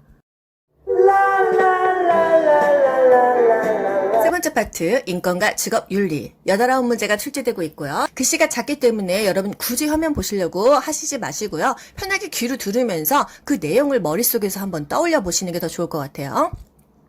노인의 인권을 보호하는데 시설생활노인의 권리 보호가 중요한 파트입니다. 만약에 요양원, 시설에 들어간다고 했을 때요. 이 노인에게는 어떤 권리가 있냐 이거예요. 이 노인이 인간다운 생활을 보장하기 위해서 어떤 권리가 있는지 보자고요. 일단 단계가요. 입소 전, 시설에 들어가기 전 단계, 계약하는 단계, 또 생활하는 단계, 퇴소하는 단계가 있습니다. 그 시설에 들어가기 전에 어떤 시설인지 알아봐야겠죠? 귀요보 요양원에 들어가려고 합니다. 아버지를 거기에 모시려고 하는데요. 그 시설의 정보를 알아야 되죠. 그래서 시설에 관련한 기본적인 정보를 접하는데 어려움이 없어야 된다. 허위 정보를 제공해서는 안 된다. 뭐 위치도 좋고 창문으로 뷰도 좋고 식사도 잘 나온다고 했는데 실제로 가보니까 창문도 없고 방은 코딱지만 하고 정말 식단이 엉망일 수도 있잖아요. 그래서 시설 정보에 대한 접근성을 보장받을 권리가 있다. 입소 전에는 이것저것 알아보고 들어가야 되니까요. 두 번째, 그래서 그 시설을 이제 초이스를 했습니다. 그래서 계약을 해야 되는 단계에서는 충분한 정보를 제공받을 수 있어야 돼요. 왜냐? 아버지가 담배를 꼭 태우셔야 되는 분이에요. 그리고 고혈압이 있어서 저염, 저지방 시기를 하셔야 되는 분인데 그런 것을 충족시킬 수 있는 시설인지 확실하게 충분한 정보를 제공해 줘야겠죠. 계약 기간은 어느 정도인지, 서비스 내용은 뭐가 있는지, 비용은 어느 정도가 드는지 계약 단계에서 꼼꼼하게 설명하고 공지해 줘야 됩니다. 그래서 이제 입소를 하시기로 했어요. 생활을 하게 되면 이 노인의 어떠한 권리가 있는가. 자식들이 매일 가서 염탐할 수도 없고 뭐 그럴 수가 없잖아요. 더군다나 코로나 이 요즘 시즌에는 면회도 안 됩니다. 그래서 사실 그 시설에 부모님을 모셔놓고도 마음이 불편하죠. 그래서 그 안에서 어떤 권리를 받을 수 있는지 요게 그렇게 시험 문제에 잘 나옵니다. 여러분 그래서 요거는 시험 문제에 잘 나오지만 좀 헷갈리기도 하고 외우기가 어렵습니다. 그래서 포인트 단어를 기억하시면 돼요. 일단 개별화된 서비스를 제공받고 선택할 권리가 있다. 제목에서 딱 느낌이 오잖아요. 그 노인의 욕구를 파악해서 계획을 수립하는 거예요. 스스로 그 개인 생활 방식을 선택하거나 결정할 수 있다. 내 머리 모양 내 마음대로 좀 자르겠다. 옷도 내가 입고 싶은 대로 입겠다 이거예요. 내 개인 물품 내 사물함에 보관하겠다. 이런 것들이 개별화된 서비스를 제공받고 선택할 권리라는 거예요. 안전하고 안락한 또 안락하고 안전한 생활환경을 제공받을 권리. 요게 시험 문제에 정말 많이 나왔었고 35회에서도 나왔었습니다. 그 신체 기능이 굉장히 저하된 노인들이 시설로 들어가잖아요. 그런 신체 기능을 고려한 주거 환경을 제공해야겠죠. 미끄럼 방지 매트도 깔아줘야 되고요. 문턱도 없애주고요. 또 안전바도 설치하고 소방 기구 같은 것도 점검하고요. 비상벨, 비상 연락 장치 이런 것들을 다 제공해야 된다. 이게 바로 안락하고 안전한 생활 환경을 제공받을 권리가 있다 이거예요. 맨날 바닥에서만 주무시던 아빠가 그냥 강제로 침대를 써야 한다거나 매번 침대를 쓰시던 아빠가 그냥 맨 바닥에서 주무셔야 한다고 하면 안락한 생활을 할 수가 없겠죠? 그래서 안락하고 안전한 생활 환경을 제공받을 권리가 있다는 거예요. 사생활과 비밀 보장에 관한 권리. 그 환자의 정보를 쓰려고 하면요. 개인정보 수집을 하려면 반드시 설명하고 동의를 구해야 되는 거예요. 외부 방문자가 마음대로 들어와서 부숙부숙 사진 찍고 그랬으면 이 사생활이 보장이 되지 않겠죠. 또 전화기 사용이나 우편물 수발신의 제한이 있어서는 안 됩니다. 이게 바로 사생활과 비밀 보장에 관한 권리예요. 그래서 휴대폰, 전화기, 우편물, 사진 촬영하면은 사생활과 비밀 보장에 관한 권리로 연결하셔야 돼요. 그래서 36회 시험 문제에는 사진 촬영했다, 휴대전화가 없다. 이거는 어떤 권리에 위배되냐? 이런 문제가 나오는 거예요. 사생활 하면은 휴대폰, 또 우편물 수발신의 제한이 있어서는 안 된다. 사진 촬영 마음대로 해서는 안 된다. 이거예요. 또 존엄한 존재로 대우받을 권리. 노인의 권익 신장을 위한 조치죠. 동료 노인을 막 꼬집고 때리는데 주변 사람들이 다 모르는 척 합니다. 우리 아빠, 엄마가 그 시설에서 이렇게 지금 고통받고 있다고 하면 정말 미쳐버리겠죠? 존엄한 존재로 대우받을 권리가 있다는 거예요. 시설장과 그 종사자, 직원들은요, 인권교육을 이수해야 되고요. 또 시설장은 입소한 노인들에게도 인권교육을 하도록 노력을 해야 됩니다. 교육을 시켜야 돼요. 그래서 다른 노인들을 괴롭히지 못하게 해야 된다. 이게 바로 인간은 누구나 존엄한 존재로 대우받을 권리가 있다. 아무리 늙고 병들고 아프고 여기 와 있어도 우리는 인간으로서 인권이 있다 이거죠. 또 차별 및 노인 학대를 받지 않을 권리. 가족들이 자꾸 이제 자주 면회도 오고 선물도 직원들한테 주고 하면 아무래도 대우가 달라집니다. 그런데 내가 자식이 없어요. 나 혼자 독거 노인으로 살다가 그냥 내 돈으로 시설 들어갔는데 차별한다고 하면 서럽겠죠. 그래서 나 차별하지 마세요. 이런 권리도 있다는 거예요. 또 질 높은 서비스를 받을 권리. 개인적으로 선호하는 게 있겠죠. 또 건강 상태에 따라서 식단이 달라져야 되는 그런 대상자들도 많잖아요. 그래서 개별화된 식단 이렇게 말이 나오면 질 높은 서비스를 받고 있다 연결하시면 돼요. 노인의 잔존 능력을 유지할 재활 프로그램을 받을 권리. 이것도 굉장히 질 높은 서비스죠.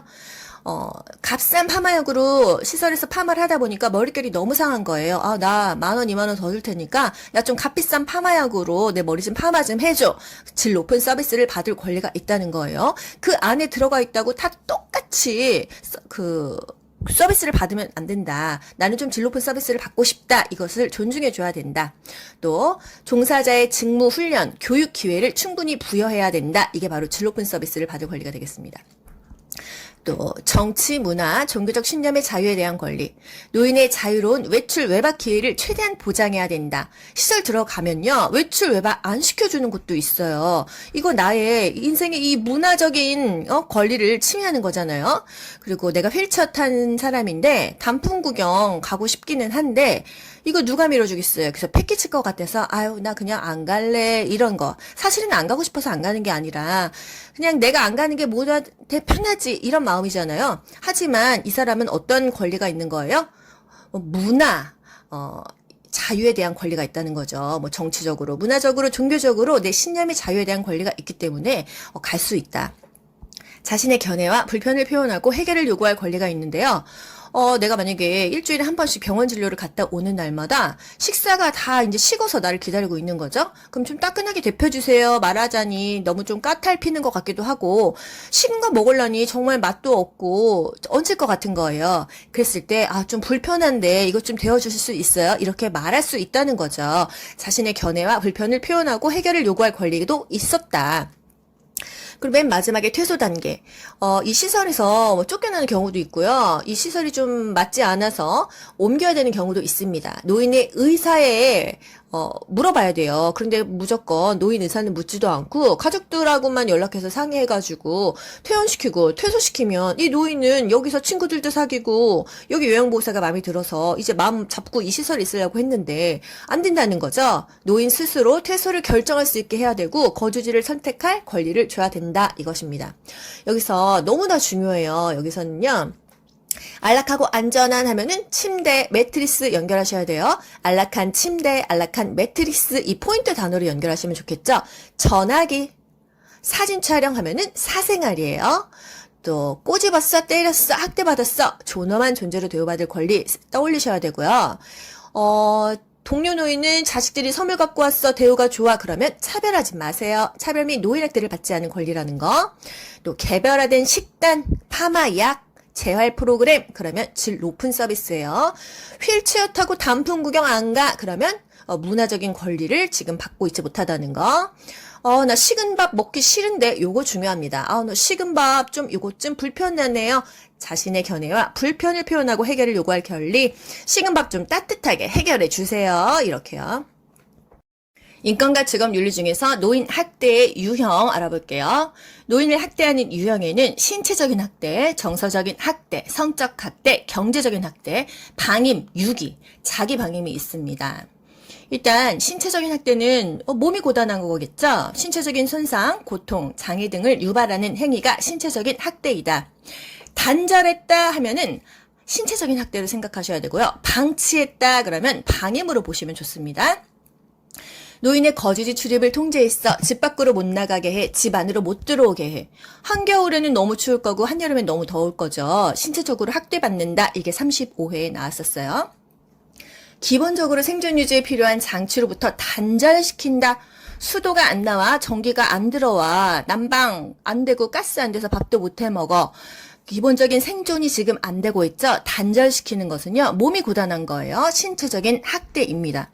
여기서 그러면 비슷한 거 뭐 배웠었는데, 경제적인 능력이 없는 노인의 생활 관련 업무를 방치한다, 이런 말이 있어요. 세금을 안 냈어, 요금 납부를 안 했어, 가스도 안 되고 수도 전기도 안 되겠지. 같은 맥락인데요. 단절시키면 신체적인 학대가 돼버리고요. 방치를 하면은 방임이 됩니다. 경제적인 능력이 없다 이래가지고 이게 경제적인 학대는 아니에요.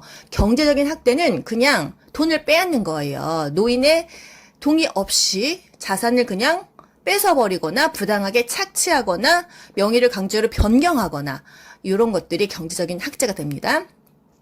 신체적인 학대는 단절시키는 거, 방치하는 것은 방임이라는 거예요. 정서적인 학대는 노인에게 정서적으로 고통을 주는 거죠. 말로도 할 수 있고요. 행동으로도 할 수가 있습니다. 말을 안 합니다. 무시하고요. 투명인간 취급해요. 아예 말을 걸지 않아요. 대화도 안 합니다. 또, 집에서 살 건지 시설에서 살 건지 이런 거치 결정에서 노인의 의사는 완전히 배제해버리고요. 이성교제도 방해합니다. 또 친구들도 못 만나게 하고요. 친척들도 못 만나게 해요. 이런 연락조차 다 방해합니다. 무시하고 방해하는 것은 정서적인 학대라는 거. 성적인 학대. 시설 가면은요, 이런 할머니들, 말도 못하고 좀 불편하신 분들을 남자 직원들이 성적으로 학대하는 경우가 있다고 합니다. 성적인 수치심 유발 행위나 성희롱, 모든 그런 어떤 성적 행위, 신체를 빗대서 수치심을 주는 언행, 표현, 행동, 모든 것들이 다 성적인 학대입니다. 방임 중요한데요. 부양 의무자로서 책임이나 의무를 거부하고 불이행한다, 포기한다. 노인에게 필요한 의식주 안 줬어. 의료를 제공하지 않았어. 여름에 겨울옷 입히고 겨울에 또 여름옷 입히고 필요한 물품을 안 주는 거예요. 틀니가 없어. 이가 없는데 틀니를 안 해줘요. 보청기, 귀가 안 들리는데 보청기 안 해주고요. 걷지 못하는데 지팡이 휠체어 안 줍니다. 눈이 안 보이는데 돋보기 안 줘요. 몸에서 악취가 나고 욕창이 생겼는데 염증이 발생했는데 해결을 해주지 않습니다. 돈이 없다고 병원에 안 모시고 갑니다. 이게 다 방임이에요. 어떻게 보시면 되냐면요. 노인이 정말 만신창이로 있는데 집 안에 있으면 그래도 방임으로 보시면 답이 다 맞아요. 근데 집 밖에 있다, 시설에서 버려졌다 하면은 유기로 보시면 됩니다. 경제적 능력이 없는 노인의 생활 관련 업무를 방치했다. 이거는 방임이에요. 방치는 방임이고 단절이 아까 신체적인 학대였죠. 생존에 필요한 생활비 지급을 중단했어요. 그럼 아무것도 할 수 없겠죠. 방임한 거예요. 그래도 노인이 집 안에 있으니까 방임이라는 거. 자기 방임은 노인이 자기 스스로 포기한 거예요. 유기는요, 이 스스로 독립할 수 없는 노인을 격리했거나 방치하는 행위입니다. 시설에 입소한 후에 연락 두절했어. 왕래하지 않았어. 또 배의 노인을 발견했는데 부양 의무 이행을 거부했어. 노인이 지금 밖에서 떠들고 있잖아요. 요거는 유기예요. 월별 입소 비용 미납 이유로 보호 조치 없이 퇴소시켰어. 노인은 어디로 가요? 길바닥으로 가겠죠? 유기예요. 노모를 시설에 입소시킨 후 1년 동안 한 번도 찾아오지 않았어요. 이거 지금 집 밖으로 그냥 버린 거죠? 유기입니다. 또 자기 미납금을 미납시켰어요. 시설에서 쫓겨나겠죠? 유기예요. 연락 두절되고 왕래를 안 해. 유기입니다. 인지기능을 상실한 노인을 고의적으로 가출하게 했어. 그냥 길바닥에 버리는 거잖아요. 이건 바로 유기라는 거예요. 포인트 다시 볼까요? 기본적으로 생존 유지에 필요한 것을 단절시켰다. 생존 유지에 필요한 약물을 단절시켰다. 당뇨약 안 줘, 혈압약 안 줘, 심장약 안 줘. 죽잖아요. 이건 바로 신체적인 학대라는 거예요. 사람 취급 안 하고 무시하고 내가 하는 모든 것을 방해합니다. 정신적으로 고통받겠죠? 정서적인 학대이다. 모든 성적인 학대는 성적 학대이고요. 또 내외 노인의 재산을 착취하거나 빼앗는 거, 명의 변경해버리는 거 경제적인 학대예요. 방임은 필요한 물품을 제공하지 않고 그냥 방치해버리고 병원에 아파도 안 모시고 가는 거, 이게 방임이고요. 집 안에 있냐 집 밖에 있냐로 구분하시면 돼요. 유기는요, 시설에 버렸어. 그냥 난 이제 뭐 방치해버렸어. 방치는 방치인데 어떤 방치? 노모를 시설에 입소시킨 후 한 번도 찾아오지 않았고 연락 두절했어. 왕래를 하지 않았어. 노인이 집 밖에서 배회하고 있는 것은 유기로 보시면 되겠습니다. 인권과 직업 윤리, 요양보호사의 인권보호. 요양보호사가 장기 요양요원이잖아요. 요양보호사를 지원하는 센터가 장기 요양요원 지원센터입니다. 권익을 향상시켜주고 또 건강 증진, 복리 향상에 힘써주는 그런 센터가 장기 요양요원 지원센터라는 거. 기준에 미치지 못하는 근로조건으로 근로계약을 했다면 유효일까요? 무효일까요? 무효입니다. 최저 시급에도 미치지 못하는 그런 상태로 근로계약서를 썼다면 이것은 무효라는 거예요. 또 근로계약서에서 어떤 것을 명시해줘야 되죠? 임금, 근로시간, 또 취업하는 장소, 종사할 업무, 취업규칙, 기숙사 규칙까지도 다 명시를 합니다. 산업안전보건법과 산업재해보상법이 있어요. 다치기 전에 예방하는 게 안전보건법이고요. 이미 다쳤어. 보상받아야 되는 게 재해보상법, 산재보험입니다. 그 산재 근로자가 어떻게 보호받을 수 있는지 내용을 좀 볼게요. 사업장이 부도났거나 폐업했거나 내가 퇴직을 해도 산재보험 받는 데는 지급에는 지장을 받지 않는다. 산재를 당했다는 이유로 해고할 수 없다. 어떨 때 내가 해고를 할 수 있어요? 해고 요건을 충족했을 때, 이때가 언제야? 산재 요양이 끝난 후 30일 이후라면, 해고 요건을 충족했다면 이때는 해고를 당해도 된다는 거네요. 보험급여는 세금을 떼지 않습니다. 내가 일해서 받는 그런 근로소득에는 사대보험 떼잖아요. 근데 내가 다쳐서 받는 돈은 세금을 떼지 않는다는 거예요. 보험급여를 받을 권리는요, 3년이나 5년간 유효합니다. 내가 퇴직해도 받을 수 있어요. 퇴직 여부와 상관없이 받을 수 있다. 산재보험급여는 양도 안 되고 압류가 불가합니다. 내가 돈을 못 벌어요. 다쳤기 때문에 압류받으면은 생활이 안 되겠죠? 채권자가 건드릴 수가 없는 거예요. 산재보험 받은 내용은 세금도 안 떼고 채권자가 있어도 이 돈은 안 준다. 내가 이제 이 아픈 거 치료하고 먹고 살 돈이기 때문이에요. 산재보상법에 따라서 보상받을 수 있는 경우가 뭐냐? 이게 36기 시험 문제 나왔어요. 서비스 제공 중에 상해로 입원했다. 우리가 요양보호사로 일하다가요. 갑자기 그 집에서 물건이 확 떨어져서 어딘가가 골절되고 다칠 수 있잖아요. 이런 경우 산재보상 받을 수 있다는 거예요. 또 요양보호사의 인권, 성희롱으로부터 보호받을 수가 있다. 성희롱 또는 뭐 성접촉이 굉장히 또 있나 보더라고요. 언어적인 성희롱, 육체적인 성희롱, 시각적인 성희롱이 있습니다. 언어적인 성희롱은요, 말로 희롱하는 거죠. 야한 농담, 성적인 정보를 유포한다. 이런 거 다 언어적인 성희롱이에요. 음란하게 농담하고 외모에 대해서 성적인 비유하고 평가합니다. 회식 자리에서 옆에 앉아서 술 좀 따라봐. 이렇게 말로 하는 거 언어적인 성희롱이에요. 과거의 성관계 사실을 물어봐요. 첫 경험은 언제야? 막 이런 거 물어봅니다. 마지막 섹스는 언제야? 이런 거 물어보는 거 다 언어적인 성희롱이라는 거예요. 언어적인 성희롱이 32회, 34회, 35회 계속 나왔었고요. 육체적인 성희롱은 만지는 겁니다. 신체적인 접촉, 만지는 거, 밀착하거나 잡아당기는 거나 껴안기, 포옹하기 이런 것들이요. 시각적인 성희롱은요, 노출해서 보여주는 거예요. 자기 성기를 막 보여줍니다. 자기 성기 사진 찍어서 막 문자를 보내요. 고의적으로 자기 엉덩이를 노출합니다. 음란한 사진을 전송해요. 눈 버리죠? 이게 바로 시각적인 성희롱이에요. 어떻게 대처해야 될까요? 단호하게 거부 의사를 표현해야 됩니다. 요양보호사가 성희롱을 당했어. 그랬을 때 기관장은 어떻게 대처하죠? 요양보호사들에게 성희롱 예방 교육을 1년에 한 번 이상은 해줘야 되고요. 피해자가 원치 않는 업무 배치, 이런 불이익, 이런 거는 기관장이 하면 안 되겠죠? 또 성희롱 지침을 문서로 만들어서 기관 내에 두어야 돼요. 이건 의무사항이고요. 대상자 가족에게 지금 요양보호사를 그 할아버님이 성희롱 하셨어요. 시정해주세요. 이렇게 요구를 합니다. 또, 기관장은요, 서비스를 중단할 수도 있어요. 요양보호사는 어떻게 대처한다고요? 단호하게 거부 의사를 표현합니다. 왜 이러세요? 감정적으로 하는 게 아니라 단호하게 거부 의사를 표현합니다. 사실 이론적으로는 단호하게 거부 의사를 표현한다. 이게 좀 애매모호하지 않습니까? 사실 뭐 112에 신고하고 싶지만은 기관장과 뭐 상의를 해야 된다는 거죠. 만약에 대상자가요 서비스를 추가로 요청했어요. 그럼 기관장에게 보고합니다. 이게 이제 또 국가고시에 나왔었고요. 성희롱을 계속해서 합니다. 행위 중단시키고 단호하게 해도 안 돼. 시설장에게 알려. 또 시설장도 하다가 보면은 서비스를 중단하겠죠.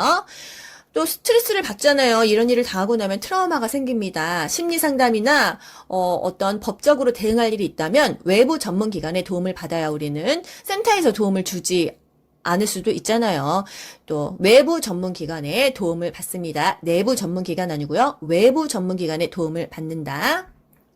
36회 어떤 문제가 나왔었냐면요. 다음 중 요양보호사가 침해받은 권리는 해서 지원서를 보니까 나이가 많으시네요. 어르신들 돌보기에 업무가 힘들지 않을까요? 이런 얘기를 했어요. 그러면 평등권을 침해한 것이다. 약간 요렇게 대충 찍을 수 있는 문제도 나왔었습니다.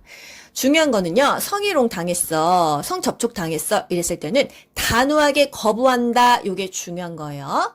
안전보건법, 산업안전보건법은 예방하는 거고 이미 다쳤어. 그러면 재해보상법, 산재보험이라는 거.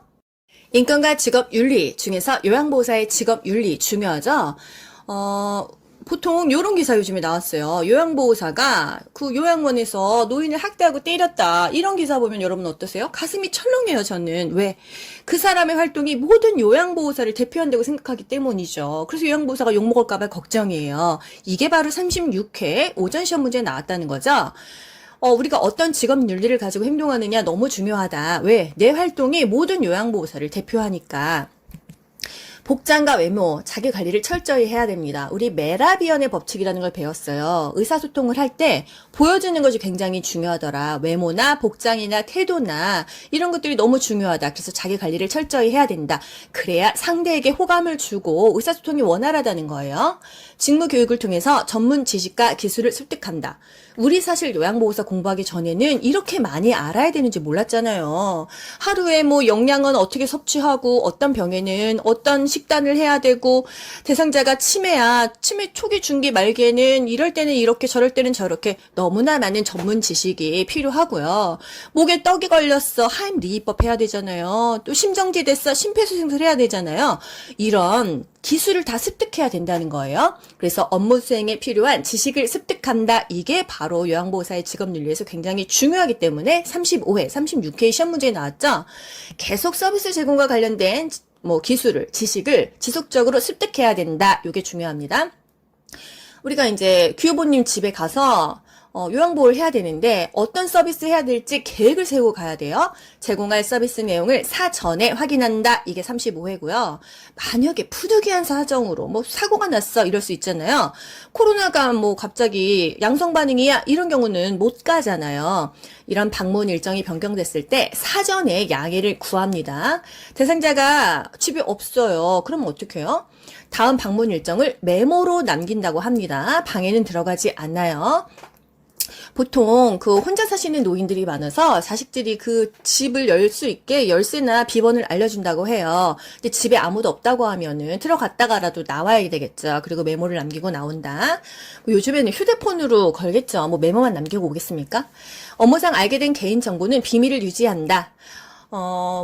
방문을 했는데 유명한 연예인 엄마 집일 수도 있고요. 또 여러 가지 비밀이 있을 수 있는데 이거를 우리가 여기저기 떠벌리면 안 됩니다. 사생활 비밀을 유지해 줘야겠죠? 만약에 이것을 어겼을 때는 벌칙이 2 이에요. 2년 이하로 징역을 갈 수도 있고요. 이게 이제 돈으로 커버하고 싶다 그러면은 2천만 원 이하의 벌금을 내면 되는 겁니다. 이게 지금 간호조무사랑 비교하셔야 될게요. 간호조무사는 환자의 그 비밀을 누설했어. 그러면 3.3이잖아요. 요양보호사는 2예요. 조금 낮다는 거.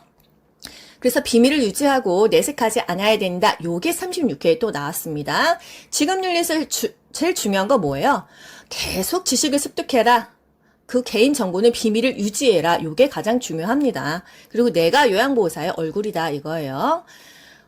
또 사고가 발생해서 즉시 보고해야겠죠. 시설장이나 관리 책임자에게 보고합니다. 보호자에게 보고하는 게 아니에요. 보호자는 또 어떤 문제가 될 수 있습니다. 빨리 해결할 수 있는 사람, 경험치가 높은 사람이 누구죠? 센터장이겠죠. 거기에 보고합니다. 대상자에게 명령어, 반말, 유아어 쓰지 않아요. 그리고 어떤 서비스를 하든지 대상자의 의견을 물어보고 해야 됩니다. 또 복지용구를 필요로 한다면 이거 한번 사보시겠어요? 이런 구매 알선 행위 하면 안 되고요. 그냥 정보만 제공합니다. 요런 게 있어요. 이렇게요. 또 등급 판정 강요하거나 요양 신청 한번 해보세요. 앞집 아줌마도 한번 신청해보세요. 이렇게 알선 유도하면 이게 이라는 거예요. 왜? 국가의 세금을 쓰는 거잖아요. 공단에 있는 그 돈을 또 써야 되는 거잖아요. 그래서 금지합니다. 그래서 아는 사람만 혜택을 받아서 쓸 수 있다는 거예요. 그래서 아는 것이 힘이다. 대상자가 학대받는다고 의심이 되면 보고하거나 신고한다. 확실하면 신고할 것 같죠? 아니에요. 의심만 돼도 신고할 수 있어요. 조금 더 지켜본다? 아니에요. 일단 신고를 하면요. 수사기관에서 이게 학대인지 아닌지 거기서 알아서 판단을 하니까 우리는 그냥 의심이 되면 일단 신고를 해줘야 돼요. 어디다 신고하죠? 노인보호 전문기관에다가 신고하잖아요. 1577-1389 1년 365일 빨리 구해주세요. 1389죠? 그냥 번호 기억 안 나면 112에 신고하시면 됩니다. 신고 안 했어. 학대인 것 같은데도 내가 신고 안 했어. 신고 안 하면 벌금 500만 원 이하의 벌금을 받을 수 있다는 거. 또 서비스 제공은 정해진 원칙과 절차에 따라야 됩니다. 어떤 직업이든지요. 그 원칙과 절차를 벗어나면 문제가 생겨요. 그리고 내가 제공한 서비스를 정확하게 기록을 해줘야 나중에 법적 근거로 활용할 수 있어요. 요양보호사가 이제 그 노인 데리고 산책하고 하다가 트럭 이렇게 뒤로 밀려가지고 죽은 그런 뉴스 보셨죠? 이런 경우에 다 그 기록한 것들이 법적 근거로 활용될 수 있습니다. 그래서 내가 정확하게 기록을 해야 돼요. 법적 근거로 활용될 수 있기 때문이죠. 이게 36회 오후 시험 문제에 나왔었어요. 또 개인의 선호를 인정한다. 그 대상자는 우유가 싫은데 칼슘 때문에 우유를 드세요. 강제로 막 이렇게 하면 안 되는 거죠. 그 사람의 선호도를 인정을 해야 되는 거예요. 또 내가 이 요양보호사의 얼굴이다 이렇게 생각을 하셔야 됩니다. 내 행동이 굉장히 중요하다. 요양보호사와 대상자는 상하관계인가요? 갑을관계인가요? 우리가 돈 받고 일하니까 대상자가 갑이고 우리가 을인가요? 아니에요, 여러분. 대등한 관계예요. 왜 대등한 관계냐? 우리가 처음에 출근을 할 때는 대상자한테 좀 잘 보이고 싶죠. 그 보호자한테 좀 잘 보이고 싶어요. 좋은 인상을 남기고 싶기 때문에. 그거는 뭐 어쩔 수 없는 마음입니다. 하지만 관계는 대등해요. 그러다가 1년 정도 지났어요. 대상자가 나 없으면 아무것도 못해. 그러면 그때부터 내가 우쭐우쭐하고 내가 갑이 되면 되겠어요? 안 됩니다. 그냥 똑같아요. 대등한 관계라는 것을 인식해야 됩니다. 우리가 그 사람들이 싫다고 해서 잘리면 또 다른 데 가면 되는 거고 아쉬울 거 없다 이렇게 생각하시면 되고요. 대상자 역시 대등한 관계예요. 아무리 늙고 병들었다고 해서 우리가 그 사람들 막 너무 불쌍하게 생각할 것도 없다. 그냥 할 도리만 하면 된다. 정해진 원칙과 절차에 따르면 되겠습니다. 벌칙이요. 1년 이하의 징역도는 1,000만 원, 2년 이하의 징역도는 2천만 원이 있는데 사실 국가고시에서 이거를 다루지는 않아요. 한 가지만 기억할게요. 비밀 누설하면 벌칙이 2이라는 거. 요 정도만요. 임금과 직업 윤리 중에서 요양보호사의 건강 및 안전관리, 우리가 건강해야 일도 오래 할 수가 있습니다. 대상자 케어하다가 내 몸이 다 망가져서 내가 그냥 들어 누울 수가 있어요. 그래서 근골격계 질환에 대해서 굉장히 시험 문제가 많이 나옵니다. 아무래도 부축도 하고 집안일도 많이 하고 하다 보니까 여기저기 몸이 쑤십니다. 그래서 근골격계 질환을 예방해라, 스트레칭을 해라, 손목이 아프면 수근관 증후군이 될 수가 있다, 허리도 조심해라, 얼마나 힘쓰고 쓰고 몸이 많이 아프면 이런 게 우리가 알아야 될 상식일까 싶습니다. 잘 알아둬야겠죠? 근골격계 질환 여기저기 이 수십니다. 어떻게 운동하냐? 상하 좌우 균형 있게 교대로 한다. 상하 좌우 굉장히 중요하죠? 우리 문제 풀 때 맨날 상하로 좌우로 이렇게만 하면 틀려요. 상하 좌우 왼쪽 오른쪽 위아래 다 한다는 거죠. 같은 동작을 5에서 10회 반복하고 동작과 동작 사이에는 쉬어줘야 되는데 몇 초 쉬어? 5에서 10초를 쉰다. 5에서 10이라는 숫자가 두 개가 나와요. 하지만 유지를 할 때는 10에서 15초 숫자가 올라갑니다.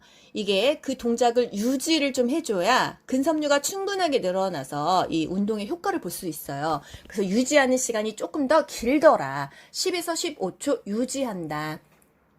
통증이 느껴질 때까지 하나요? 아니에요. 통증은 느껴지지 않을 때까지만 합니다. 통증은 근육을 긴장시키고 부상을 치료하기 때문에 통증이 느껴지지 않고 시원하다 요 정도까지만 운동을 하고요. 호흡은 편안하게 자연스럽게 합니다. 스트레칭 할 때 숨을 참는 게 아니에요. 그냥 숨은 편하게 쉬셔야 되고요. 또 손목 통증, 수근관 증후군이 36회에 나왔어요. 이 팔목이 관절의 이 압력이 증가해서 아픈 겁니다. 통증이 심해요. 특히나 밤에 아프겠죠? 어떻게 하면 통증이 완화되냐? 손을 털면은 저린 게 좀 좋아집니다. 손을 이렇게 털어줘요. 아무래도 혈액순환이 되니까 덜 아프겠죠? 손의 감각이 저하되고 저린 감각이 있다, 통증이 있다, 근력이 약화된다 하면은 수근관 증후군의 특징이 되겠어요. 손을 털면 저림과 통증이 완화된다. 요게 36회 오전 시험에 나왔습니다. 자가진단법 팔렌 검사라고 해서요. 이 사진을 보면 손등을 이렇게 맞대고 있을 때 1분 정도 이 상태로 있는데 손이 저리고 아프다면 수근관이다. 이렇게 자가진단을 할 수 있다는 거예요. 요통 예방. 일단 물건을 들거나 힘을 쓸 때는요. 무릎을 펼까요? 허리를 펼까요? 미스코리아 자세를 기억하셔야 돼요, 여러분. 안녕하세요. 미스코리아 귀요보입니다. 무릎을 굽히고 허리는 꼿꼿하게 피는 거예요. 몸의 그 중심을 낮춥니다. 지지면은 넓혀요. 다리를 앞뒤로 벌리던지 왼쪽 오른쪽 양 옆으로 벌리던지 그래야 힘을 쓰잖아요. 무릎을 굽혔다 펴면서 힘을 쓰는 건데요. 허리를 굽혔다 피는 게 아니에요. 무릎을 굽혔다 펴면서 다리를 펴면서 들어 올리면서 힘을 쓰는 겁니다. 물체는 최대한 몸 가까이 위치해야지 힘을 잘 쓸 수가 있어요. 가까이 위치하는 거 중요하죠. 노화에 따른 근골격계 변화, 인대의 탄력성이 감소한다. 요게 36회 오전에 나왔었고요. 미끄럽지 않고 편편한 바닥에서 생활한다면 근골격계 위험이 적다. 요런 게 또 35회에 나왔어요. 이제 보기마다 보면은 감으로 다 맞추실 수 있는 수준입니다. 수근관 증후군 밤에 아프고 털면은 조금 덜 아프다는 거, 이렇게 팔렌 검사로 이게 테스트할 수 있다는 거. 또 근골격계 스트레칭 할 때는 상하 좌우로 해라. 5에서 10회, 5에서 10초 하고 유지할 때만 10에서 15초 해라. 요 정도요. 요양보호 개론, 인권과 직업 윤리의 마지막 페이지입니다. 요양보호사에게 흔한 감염성 질환이 5가지가 있어요. 이 직업을 가짐으로써 생기는 질환이라서 직업성 감염 질환이라고도 합니다. 결핵, 독감, 노로바이러스, 머릿니, 옴. 너무 슬프지 않아요? 이런 질병들이 요양보호사가 걸리기가 쉽다는 거예요. 예, 이제 요양원 같은 곳에는 아직도 이런 머릿니, 옴 이런 게 있다고 합니다. 또 이제 결핵은요. 결핵 대상자가 접촉했어. 그러면 어떻게 할까요? 요양보호사는 검사를 해야 되는데 바로는 아니에요. 왜? 잠복기가 있기 때문에 2주나 한 달 후에 흉부 엑스레이 검사를 해서 결핵인가 아닌가를 확인합니다. 이 2주에서 1개월 이거를 일정 기간 후에 감염 여부를 확인한다. 요 말로 나와도 맞추셔야 돼요. 또 그 결핵 대상자가 접촉했다고 하면은 바로 일을 그만둬야 되는 게 아니고요. 쉬어야 되는 게 아니고요. 보호 장구를 착용하고 이 대상자를 돌봐야 돼요. 보호 장구에는 마스크, 장갑이 있습니다. 요즘에 코로나 때문에 마스크는 다 끼고 있잖아요. 결핵은 호흡기 감염이에요. 그래서 호흡만 같이 안 하면 되기 때문에 물건은 함께 써도 된다고 합니다. 결핵균이 햇볕이 약해요. 그래서 직사 강선에 쪼이면 몇 분 만에 죽습니다. 몇 분 만에 죽는 것을 우리 교재에서는 수분 내에 죽는다 이렇게 말을 바꿔놨어요. 그래서 침구류는 일간 소독하면은 웬만한 결핵균은 다 죽는다는 거. 그래서 결핵 대상자가 사용한 침구류는 일광 소독한다. 이게 36회 5시험 문제에 나왔습니다. 대상자 접촉 금지하니까? 아니에요. 호흡기 감염이라서 물건까지도 함께 쓰는 것은 괜찮다. 결핵약을 즉시 복용합니까? 결핵약 병원에서 주지도 않고요. 즉시 복용하지도 않습니다. 결핵 만약에 걸렸잖아요. 결핵약은 한 주먹씩 돼요. 그래서 빈속에 막 아침에 공복 시에 결핵약 한 주먹씩 먹거든요. 그래서 결핵약을 즉시 복용하는 것은 말이 안 돼요. 즉시 요양보호 업무를 중단한다? 마음은 사실 중단하고 싶지만요. 그러면 대상자는 누가 돌보겠어요? 보호장구 착용하고 마스크 장갑 끼고 계속 일을 합니다. 또 대상자 가족, 요양보호사 모두 치료받아요. 이건 오미예요. 결핵의 증상은 뭐가 있을까요? 2주 이상 계속 기침이 납니다. 2주, 3주 이상의 기침이 난다면 결핵을 의심해 볼 수가 있어요. 제가 올 초에 그렇게 기침이 나오는 거예요. 그래서 이게 코로나야 결핵이야 싶어가지고 병원 가서 흉부 엑스레이도 찍고 했는데 결핵이 아니고 역류성 식도염이었어요. 역류성 식도염도 기침이 나오더라고요. 그래서 거기서 병원에서 물어봅니다. 기침한 지가 얼마나 되셨어요? 2주 넘었나요? 물어봐요. 2주는 넘었어요. 그러면은 그럼 결핵일 수도 있으니까 흉부 엑스레이 한번 찍어보자고요. 이러더라고요. 그래서 2주 이상 기침이 난다고 하면 일단 결핵을 의심합니다. 그랬을 때 엑스레이에서 뭐가 나오면 또 CT를 찍어요. 그래서 결핵의 증상은요. 오후에는 발열, 열이 나고 야간에는 수면 중에 식은땀이 납니다. 잘 때 식은땀이 나고 기침을 하면은 이게 굉장히 소모성 질환이에요. 계속 하루 종일 콜록콜록 기침하면요. 에너지가 엄청나게 소모되기 때문에 체중까지 감소합니다.